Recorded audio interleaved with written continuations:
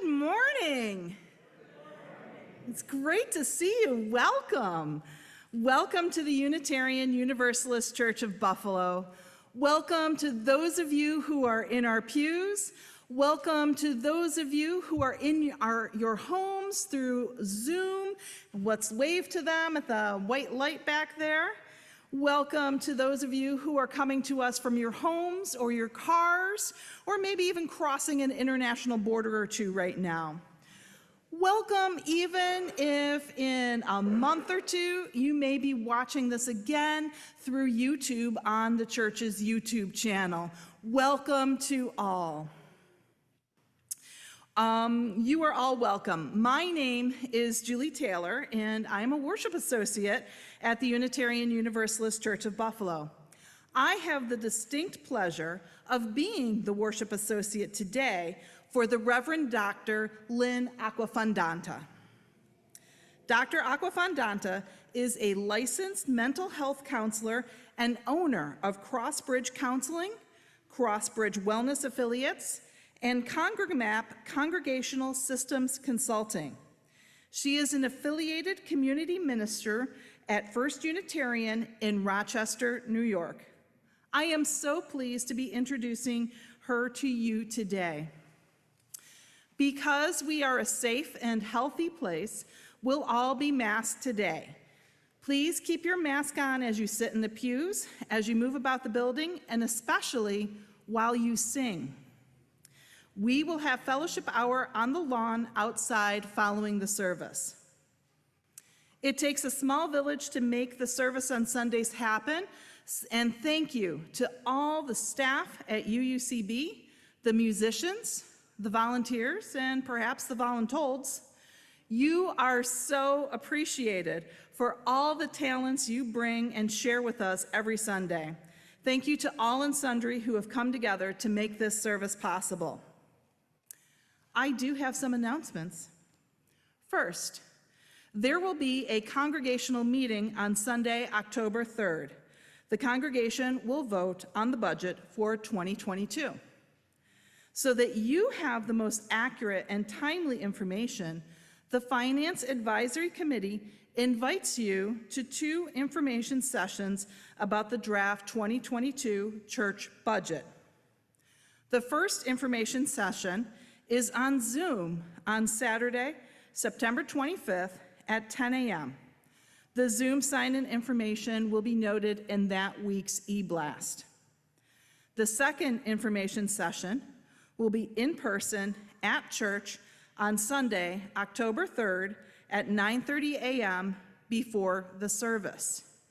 If you would like to request a copy of the draft budget by email or hard copy, please contact the church office at office@buffalouu.org, or just call the church office. This will be available after Saturday, September 25th. The second announcement is so incredibly awesome. You ready for it? You got your seats buckled? Everybody good? All right, Barbara's giving me a thumbs up here.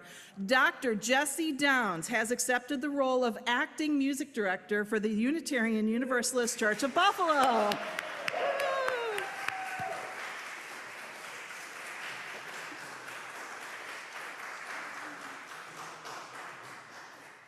This is such great news to share. And just to note, this does leave an opening for our soprano soloist right now, but we will persevere. Enough announcements. Let us get to worship. Let us move into a space of worship with the words of Another Direction by the Reverend Sandra Fees. The moment comes when a choice arises, a holy moment. A decision must be made. Do I remain as I am, or do I risk inching, leaping, flowing into another direction? Do I risk what I think I already know and already am? Let us let go. Let go of anger. Let go of the need to be in control. Let us forgive. Forgive a friend, forgive ourselves. Let us refuse what thwarts our spirits, refuse what limits our minds. Let us surrender to this holy moment. Let us worship.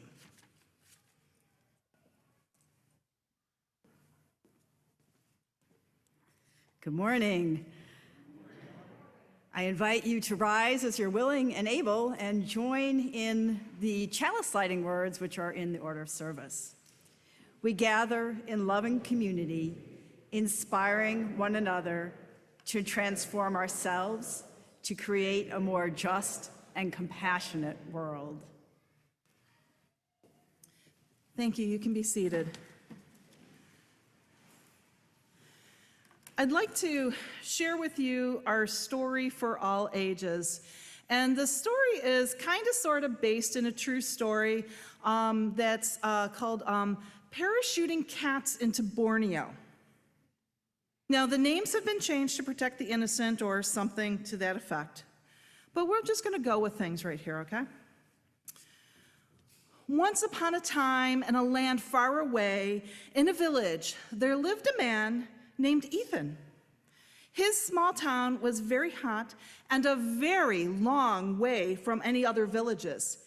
He had a good life and was very happy. In the morning, Ethan would wake up well rested, and life was very good, ready for the day. First, Ethan would pet his cat and praise her for a good night of hunting critters in the village, gecko lizards, mice, rats. His cat was pleased for that affection, as all cats are. Then he would make his breakfast from the grains he had stored in his shed. When his belly was full, he would check his house and make sure that the thatch on the roof was good and secure after the night's rain. He would go into the fields and farm the grains and fruits for his meals and the meals of other villagers. After a lovely dinner, he would curl up in his thatched hut, say good night and good hunting to his cat, and dream the night away. One day, the elders of the village gathered. They were very concerned because a sickness had come to the village. The sickness was called malaria. Many people shouted what the problem was. It's in the water. No, it's in the food. No, it's in the land. The village elders had heard of a very wise group of people on the other side of the mountain. They selected Ethan to journey across the mountain to find the answer to their problems. Ethan returned from his long trip, assured by the wise people on the other side of the mountain that the problem would be solved once they sprayed a fabulous new pesticide called DDT. DDT would kill the mosquitoes that were causing the malaria, and the village would return to its previous happy days. The village sprayed the DDT, and the mosquitoes did indeed start dying. Yay! The malaria was going away. But then, one day, Ethan woke up in his thatch hut to rain coming down on him. Drip, drip, drop, gush. It turns out that not only did the DDT kill many of the mosquitoes, the DDT killed the wasps who had been laying their eggs inside of caterpillars that had been eating the thatch and the roofs. Suddenly, Ethan had no roof. Ethan wasn't alone in his roof problems. The village elders once again told Ethan to journey to the wise group of people on the other side of the mountain. The wise people sent Ethan back with a tin roof. How he managed to carry it over the mountain is anyone's guess. But Ethan arrived back with a fancy new tin roof and put it on his beloved hut. The next morning, Ethan awoke to the most terrible noise. The rain was coming down on his roof, and instead of the gentle pitter-pat that he had heard on his thatched roof, It was a pounding rainstorm on his new tin roof. How on earth could he get a good night's sleep? But at least his cat had caught one of those pesky little geckos. Ethan told his cat that she was a good cat and to keep catching and eating the critters. The next day, Ethan woke after a fitful sleep under the tin roof that was beating from all the rain. He went to say good morning to his cat, but his cat was nowhere to be found. In fact, Ethan's neighbors reported that their cats had all gotten sick from eating the geckos who had been eating the DDT-laced mosquitoes, and many of the village's cats had died. Ethan was sad at the loss of his cat, but went out to work the fields, gather the grain, and store it in his shed like he did every day. After a few days of waking up under the pounding tin roof, not saying good morning to his cat, and gathering grain in the fields, he noticed that his shed full of grain was getting overrun with rats. Oh, how he missed his cat. His cat would have been so proud to catch those rats. Soon after, the villagers started seeing another disease called typhus carried by the rats. Once again, the village elders assembled and sent Ethan to the wise people on the other side of the mountain. This time, instead of carrying back pesticides or tin roofs, Ethan came with news. Good news! People from far and wide have heard of our problem of our sick cats and of our rats and of the grain and causing typhus. So the good people around us have decided to donate their cats. But since it was so very far away, and since cats do not make good traveling companions across a mountain, the wise people on the other side of the mountain decided to parachute cats into Ethan's village. One day, a cat came parachuting down to Ethan's house and made quick work of the rats. And Ethan once again woke in his hut under his tin roof, greeted his new cat who was now dining on rats, and gathered grain to store in his shed. All was right in the village, thanks, of course, to the help of the wise people on the other side of the mountain who know best for us all. The end. Every week, we take a good portion of our Sunday morning offering and give it away to a social justice cause outside our church walls. This month, we are supporting the good work of the Erie County Restorative Justice Coalition. The Erie County Restorative Justice Coalition trains restorative justice practitioners and organizations, hosts monthly community circles, facilitates restorative conferences for community members, organizations, and diversion programs with various police departments and DA's offices. You can use PayPal by going to our website, buffalouu.org, and clicking on the blue Donate button. Or you could send a check by mail to the Unitarian Universalist Church of Buffalo if you are out there in Zoom land, or you can write a check here in the congregation. There are so many ways to donate that the road to donation is free and clear. Also, there is the automatic deposit from your bank.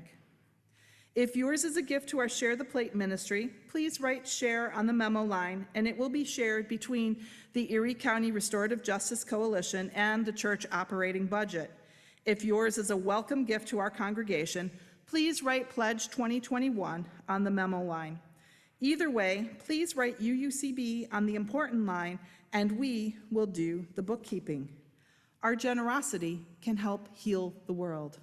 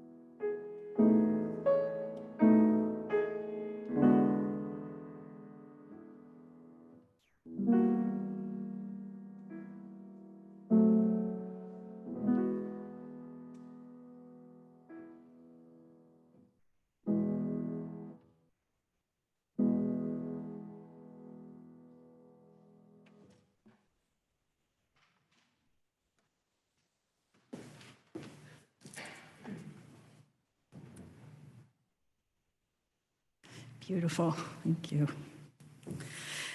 The reading today is from A Mathematician's Lament by Paul Lockhart, How School Cheats Us Out of Our Most Fascinating and Imaginative Art Form. Paul Lockhart is a mathematical researcher, university professor, and K-12 math teacher. And in the section of the book that I'm going to read from, he begins by talking about adding up odd numbers. 1 and 3 are the first odd numbers, and 1 plus 3 equals 4.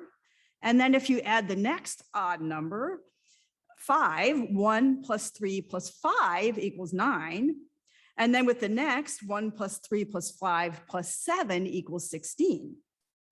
All of the answers of adding up these odd numbers are squares, which Lockhart describes as if you line up a set of rocks in equal rows and columns, that it forms a perfect square. 4, 9, and 16 all do that. And if you continue adding the odd numbers, the answers continue to be perfect squares. And he writes about why he finds that intriguing, which I'll share with you.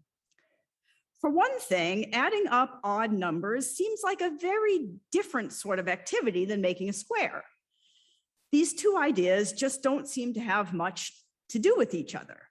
There's something a bit counterintuitive about this.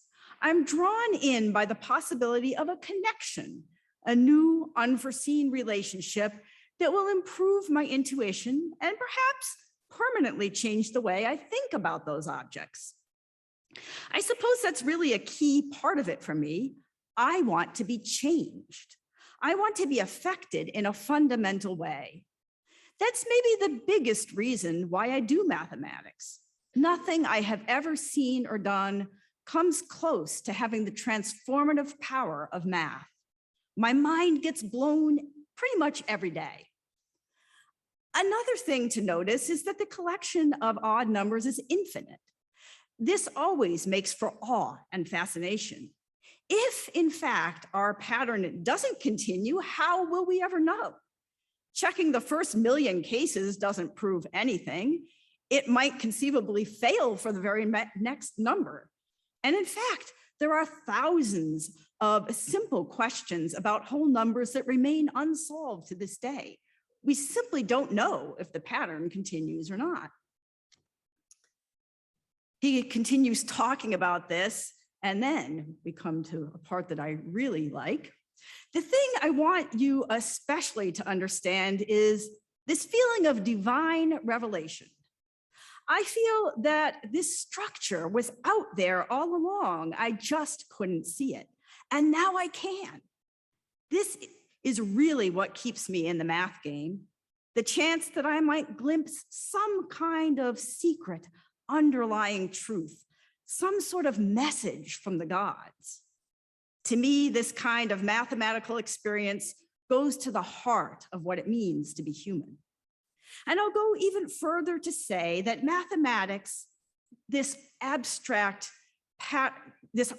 of abstract pattern making, even more than storytelling, painting, or music, is our most quintessentially human art form.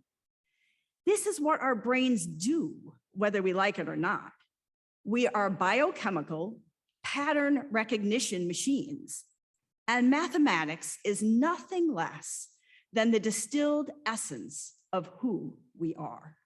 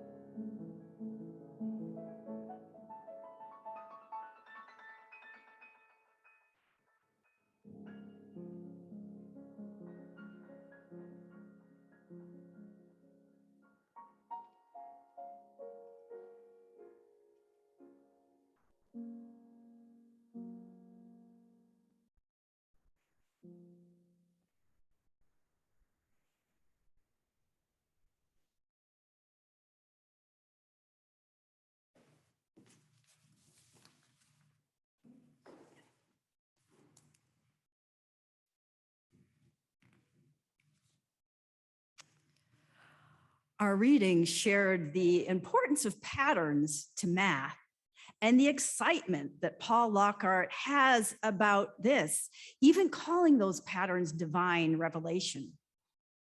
Divine revelation seems worthy of a church service, and it might even relate to our lives in some way.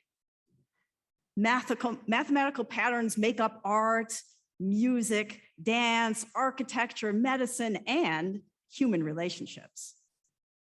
People have created these patterns over millennia to organize, to structure, to make sense of the world, and to create meaning.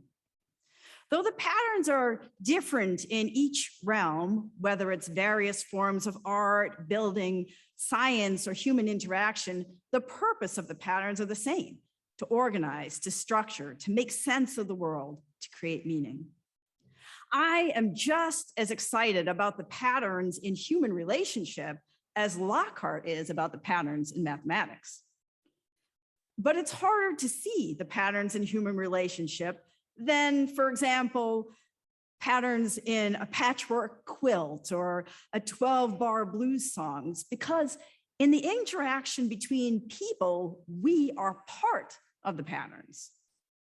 We need to kind of temporarily step outside of ourselves in order to be able to see the patterns. It's like that saying, hindsight is 20/20. It's so much easier to see one's own role from the distance of months or years. It can be done in the moment with some training and some intention and with a little help from mathematics. And that's what I'm inviting us to do today. I'm going to give you some formulas, and then I'll invite us all to step outside of ourselves and to name and describe some basic patterns in human relationship, especially things that we can see ourselves involved in. But first, why does it matter? The patterns are just there, just like the patterns are just there in math.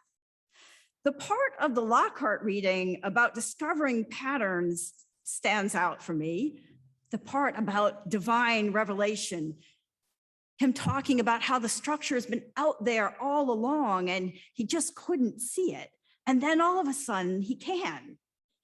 He says that's what keeps him in the game, the chance that he might glimpse some kind of secret underlying truth, a message from the gods. And in some ways, it's similar in human relationship. We can notice relational patterns, or we can not notice them in our own lives or in our families or in our communities. But either way, they're still going to be out there. And that's similar to mathematics. The difference in human relationship is that if we notice relational patterns, then we can have choices because we can actually make changes in those patterns. We can emphasize and build up the patterns that bring us health, or that rework, or we can rework and reframe the patterns that don't serve us well. It is holy work. And this work can bring us spiritual and emotional wholeness. I'm going to start talking about relational patterns by sharing a brief scene from my own life. A number of years ago, I realized that my sister and I were not very close. We've always lived in different cities as adults, and we rarely talked by phone. I was feeling sad that we weren't closer and wondering why it was like that. Maybe it was because we're so different and we engage the world from sometimes pretty opposite perspectives. I'm a social science person, creative, empathic, focused on people and relationships, always questioning. I'm a minister and a therapist. My spiritual and social values are quite progressive. My sister is scientifically minded, analytical, often a black and white thinker. She's physically adventurous. She does not fear death. She gets right into the blood and guts of the practical world, quite literally, as a military flight surgeon who took several tours of duty to the Middle East and is now a colonel in the US Army and a medical doctor. She is religiously and politically conservative. We're both leaders, but in vastly different realms. I would not make it through one day in her world. I used to rationalize that we didn't talk much because we were so dissimilar. But then I started to notice some other aspects of our relationship. I always knew what was going on in my sister's life, though we rarely spoke. But I talked to my mother on a regular basis, and she would update me in great detail. I always knew how my sister was doing, and I cared about her endeavors. And I assumed that my mother shared about my life with her as well. So one day I decided to look more closely at the situation and try to identify if there were some mathematical relational patterns going on there. And one pattern jumped right out at me. And I realized there was a second one at play there too.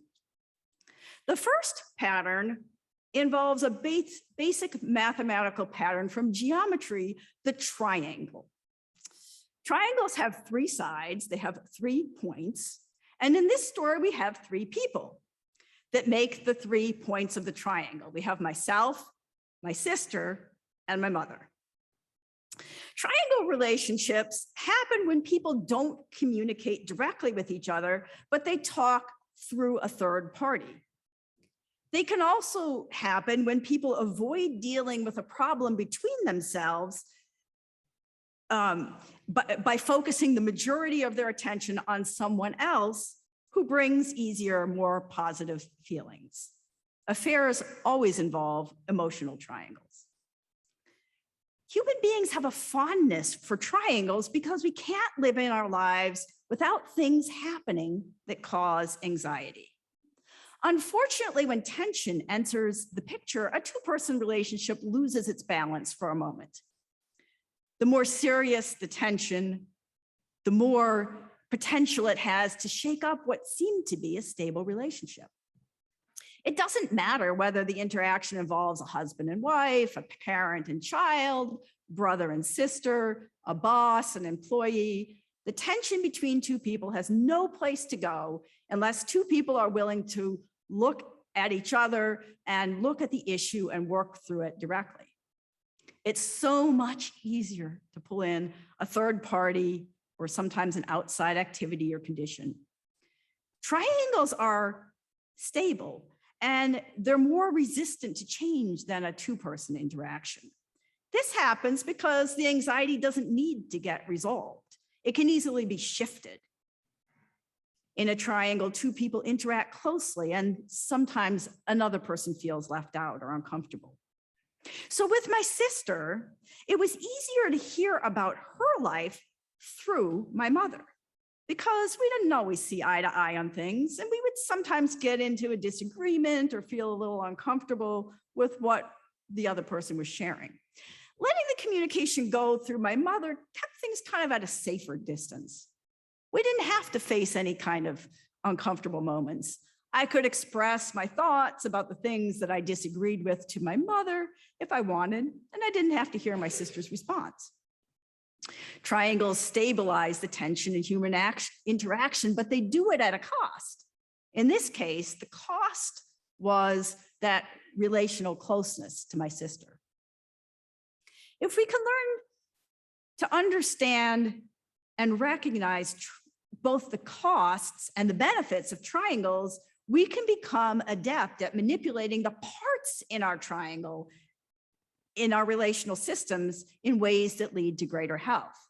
And that's what I decided to do 10 or 15 years ago when I started looking at this issue. So I took a big step. I asked my mother to stop telling me about my sister's life when I talked to her. If she started to talk about my sister, I redirected her to other subjects. This forced her out of being a point on that relational triangle between me and my sister. But it also forced me to either not know anything about what was going on with my sister anymore, or maybe actually pick up the phone and talk to her directly. Imagine that. I chose to pick up the phone, and we started to talk more often and even get together more often. We did have to navigate some areas of religious and political tension between us, and to wrestle with the contrast between her highly analytical approach to life and my much more emotional approach. There was some tension and it took some work, but now we're much closer. And in 2017, she invited me and my family to take a trip to the solar eclipse in South Carolina, and we spent a wonderful vacation together. This would never have happened before if I had let that relational triangle stand. Now, there's another mathematical relational pattern in this story as well. If A and B, then C. In this case, A is a person who overfunctions, B is a person who underfunctions, and C is the resulting tension.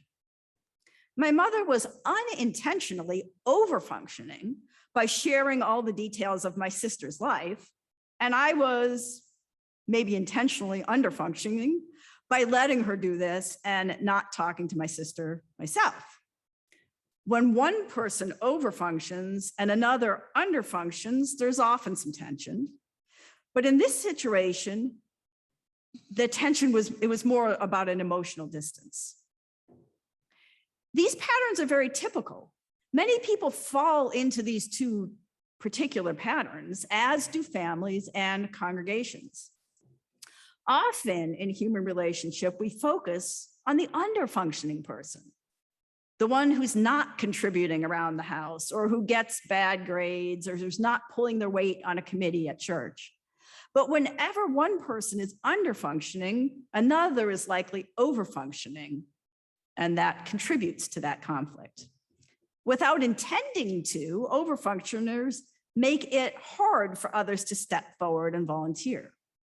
If the overfunctioner balances their priorities and personal boundaries better, others are more likely to step forward and contribute.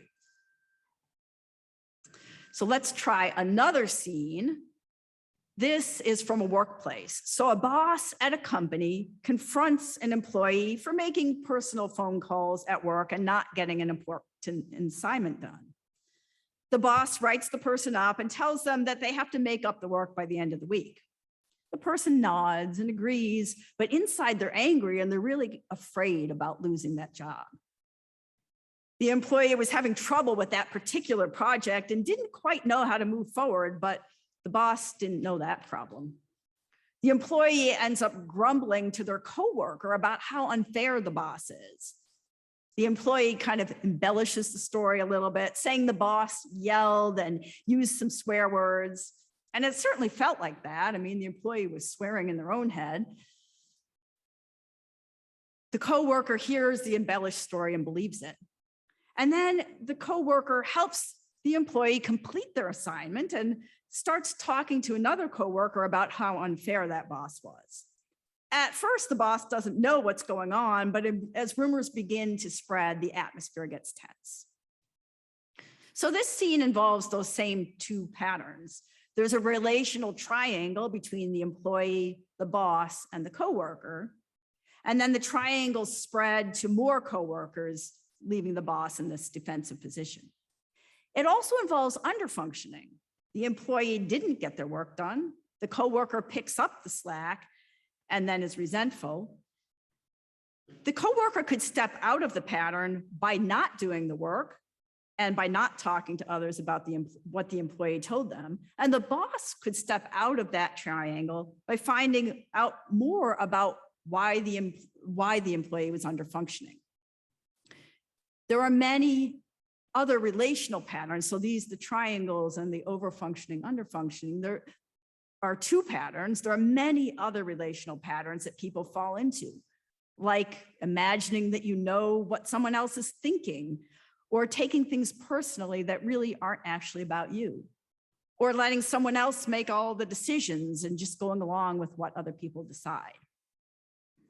My work as a licensed counselor is about helping people to identify patterns in their relationships and then deciding which are productive and life-giving and which are actually causing problems in their lives and their relationships, and then working to change those. I also help congregations do the same work because these patterns of interaction happen in congregations too. And really what happens in church or at work is not separate from what happens at home. There's a lot of overlap. Patterns of relating and interacting often repeat themselves throughout our lives in various settings. And they continue to repeat themselves unless we choose to notice and adjust those patterns. Some of those patterns are helpful and vitalizing, and others cause conflict and interfere with relationships at home or work or in a congregation. The key to changing patterns is consciousness and intention. Consciousness about what relational patterns are taking place in our lives and awareness of our own role in the patterns.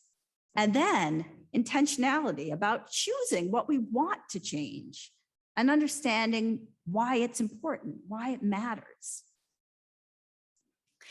It's important to note, though, that not all patterns are unhealthy, and including not all triangles.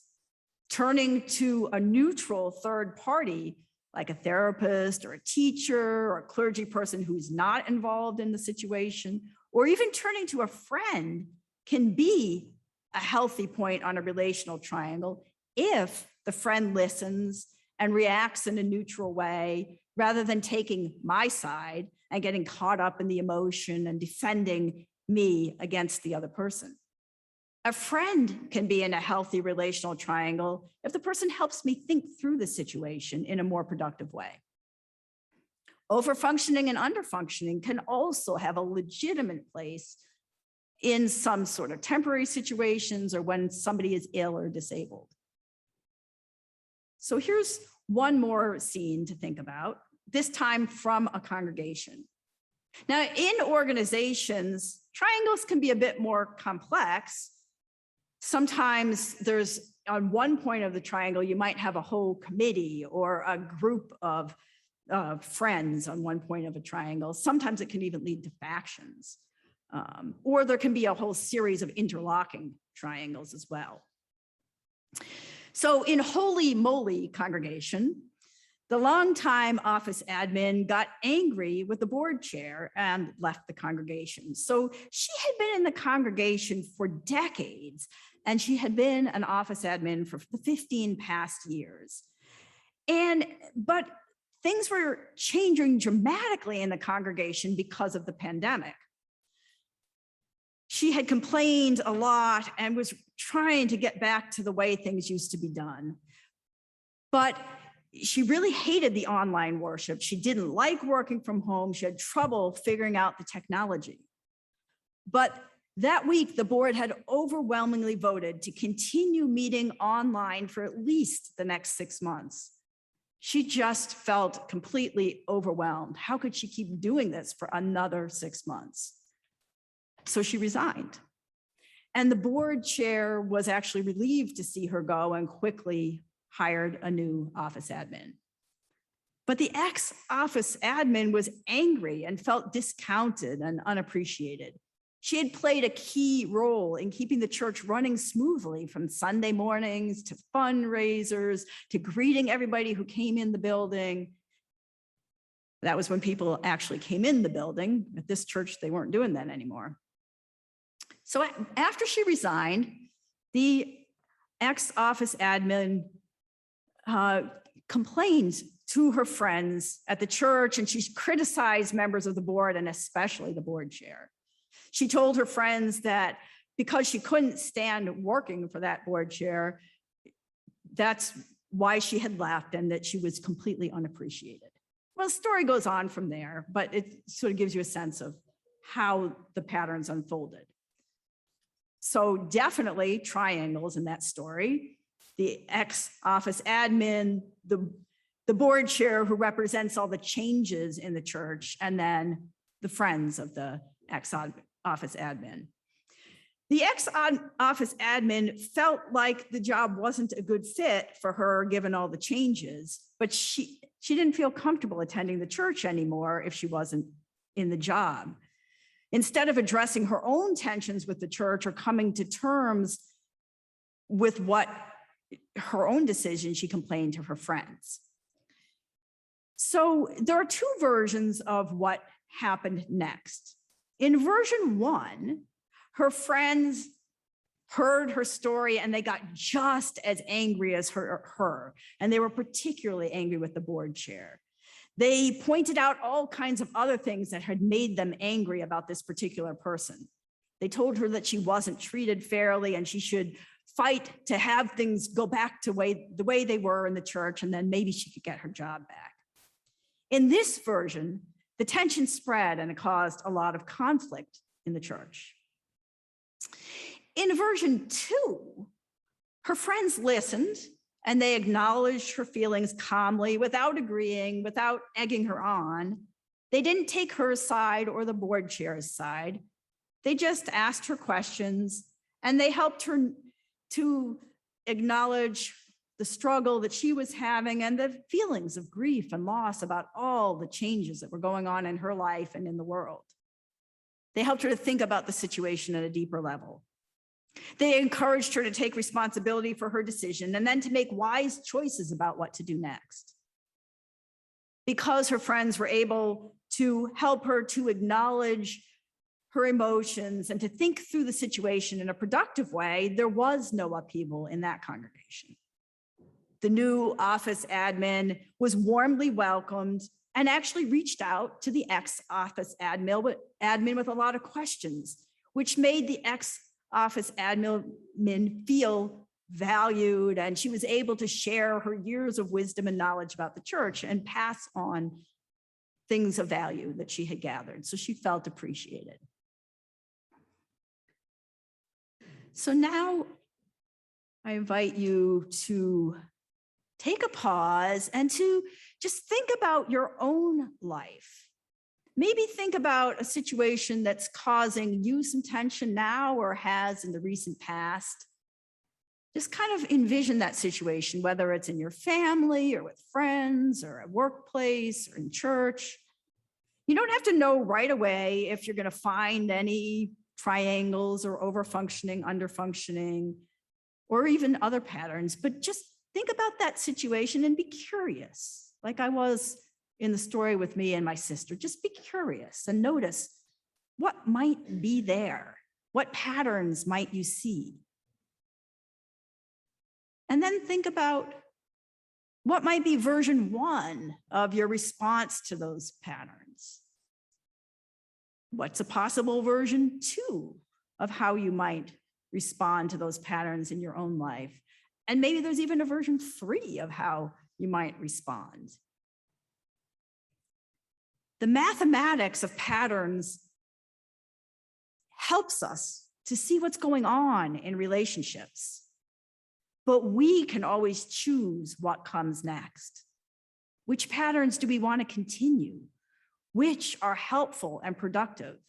And which do we intentionally and consciously want to change to bring more health and wholeness into our lives? I invite you to reflect on your own life.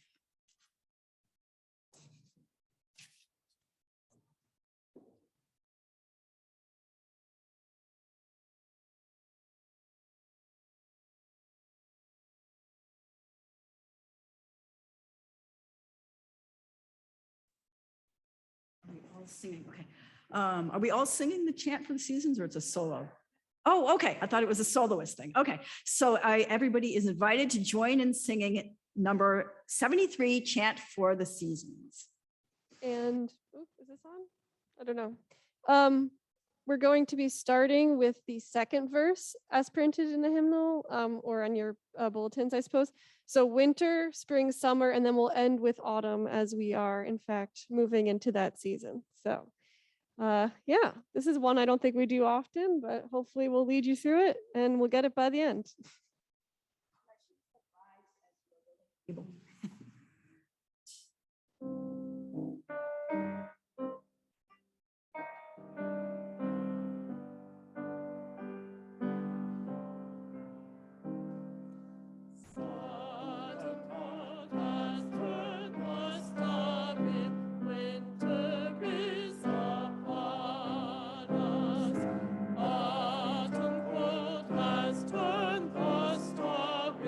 Winter is upon us.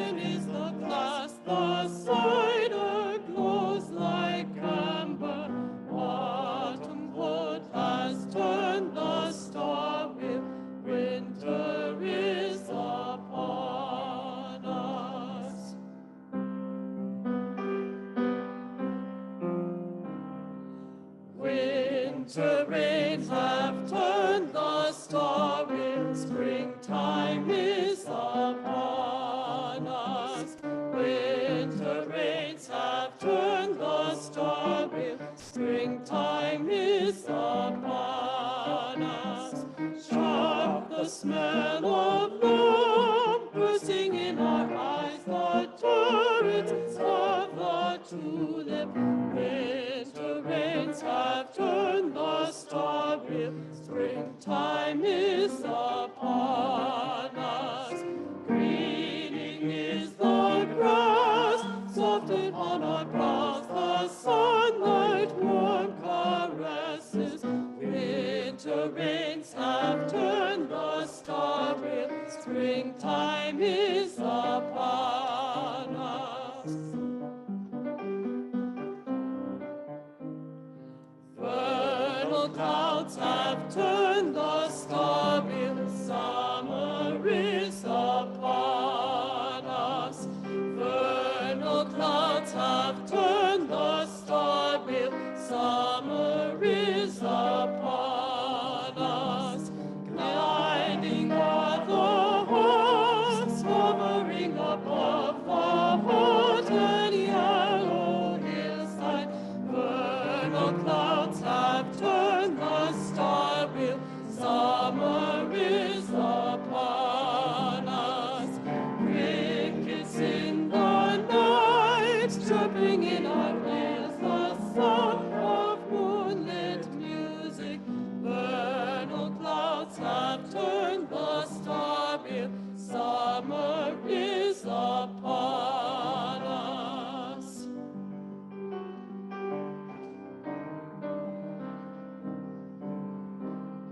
Summertime has turned the star wheel, autumn is upon us. Summertime has turned the star wheel, autumn is upon us. Sweet the angling sun, sweet upon the air, the spell of blue mist rising. Summertime has turned the star wheel, autumn is upon us. Glorious the trees, glorious the sight of wrath is falling, falling. Summertime has turned the star wheel, autumn is upon us.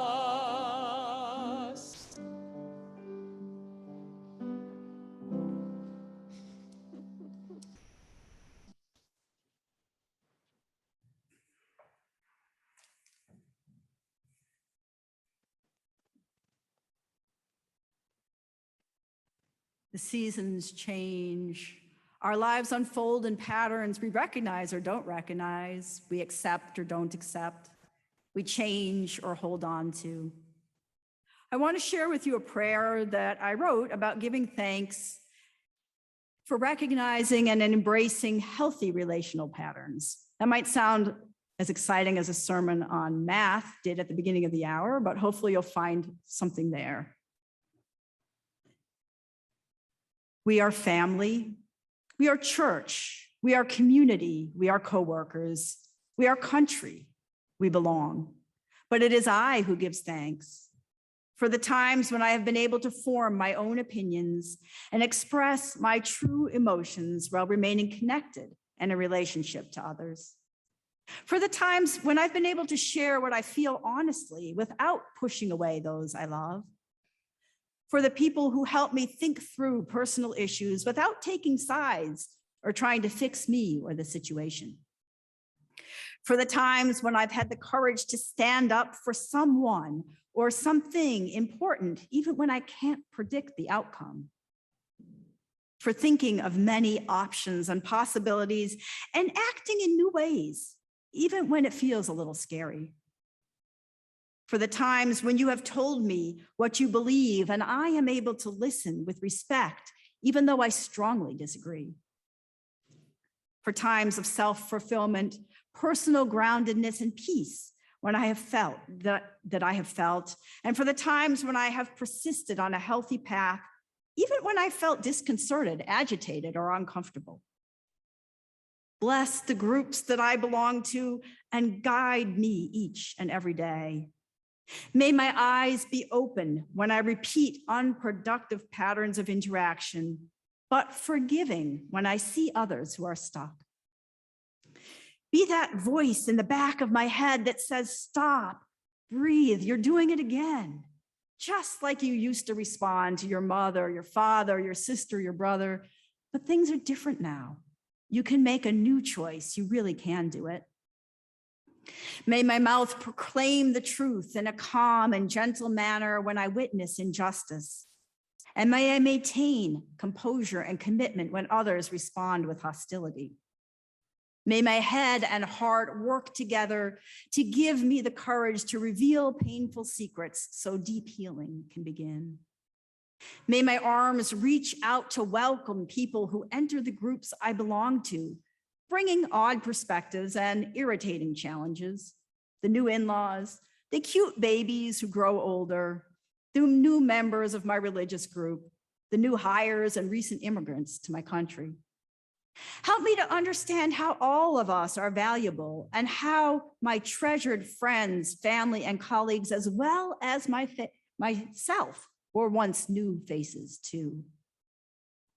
God, please help me to believe that it's okay for me to make mistakes, but keep me committed to doing a little bit better each time.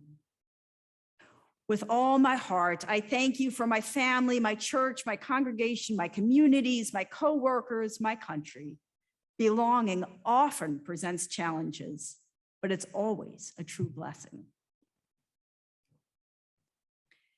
As the service draws to a close and we prepare to go back to our families and communities and workplaces, let us call to mind all of those who are suffering, who are walking with grief and loss, which might include yourself. Please share a name out loud or bring to mind someone who's on your heart this morning who is suffering, including all those we hold dear but may never meet. Please share out loud if you wish.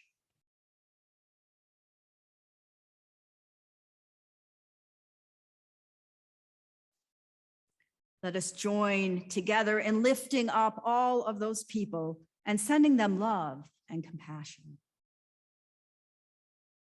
And now I invite you to take a moment to bring to mind the joys that you celebrate today and the loved ones whose times of celebration bring you a sense that some things are truly right in this world. Feel free to share out loud the name of some of these people or just to say them in your heart.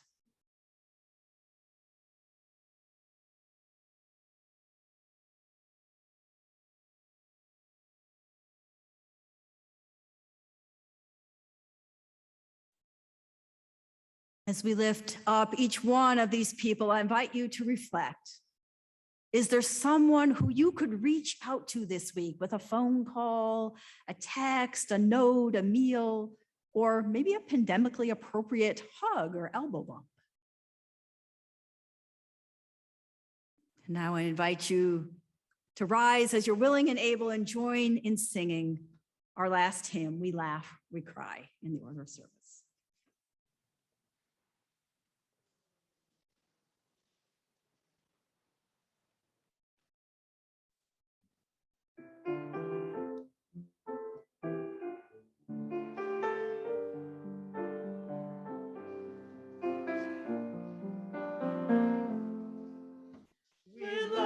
We cry, we live, we die, we dance, we sing a song. We need to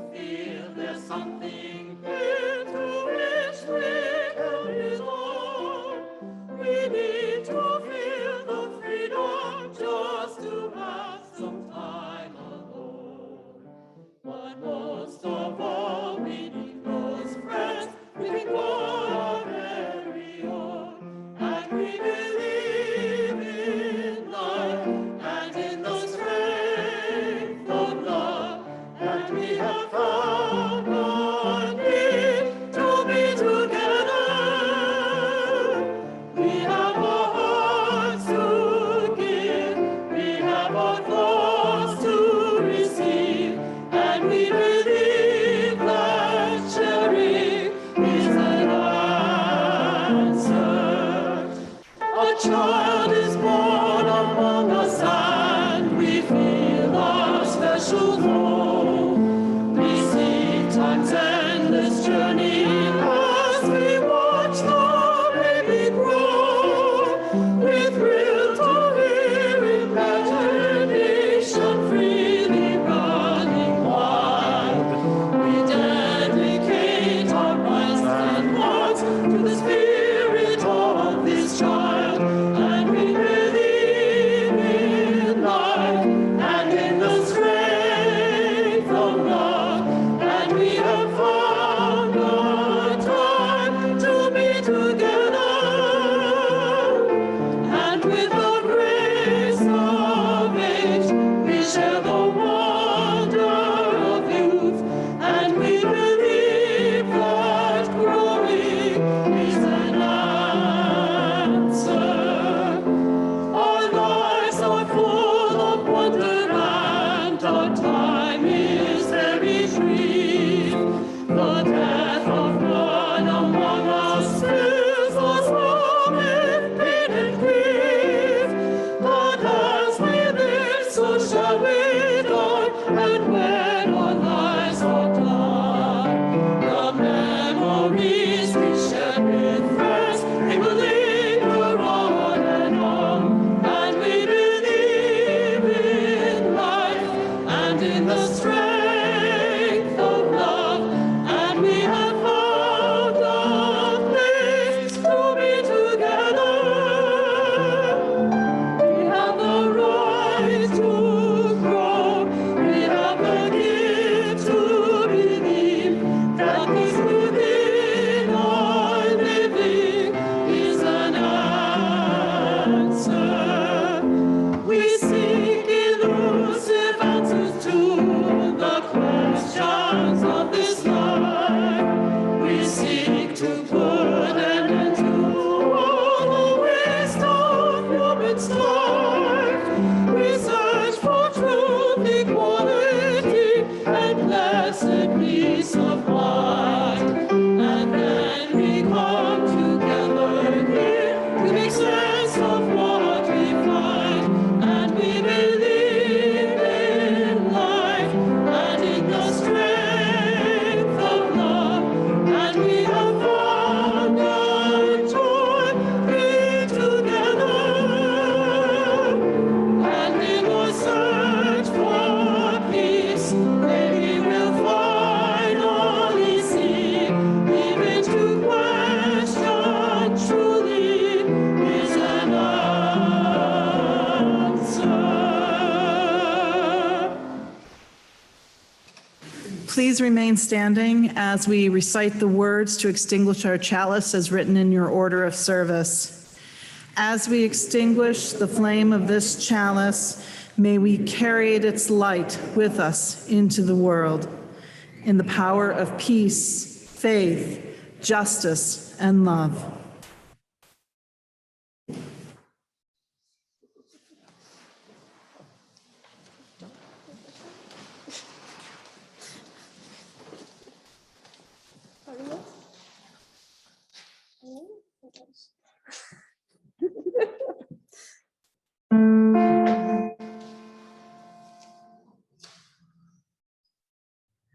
Circle round for freedom.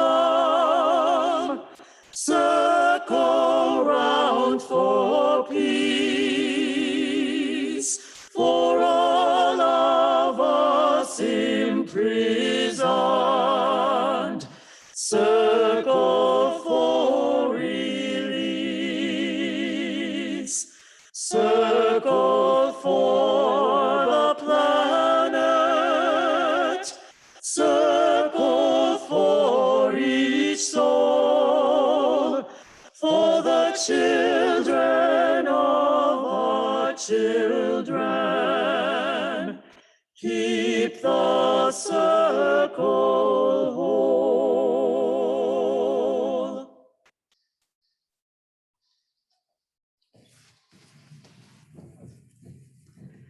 Go forth and pay attention. Notice and discover the patterns in your lives. Consider letting go of those that don't serve you well any longer. But most of all, build up the patterns that bring you and those around you health and healing.